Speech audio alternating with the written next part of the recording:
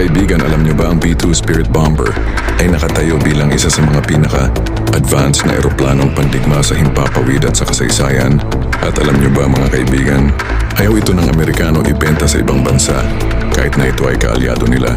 Siya lang naman ang may tanging kakayahang magdala ng napakalaking at napakabigat na bomba. Ito ay tumimbang ng 30,000 pounds na GBU-57B Deep Penetrating System.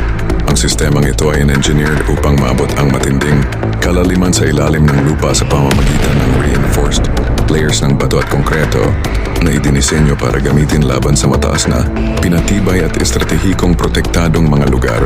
Kaibigan, kung magustuhan mo ang video, please like, share at paki-follow muna rin ako para ma-notify ka sa next video natin. Thank you so much, kaibigan.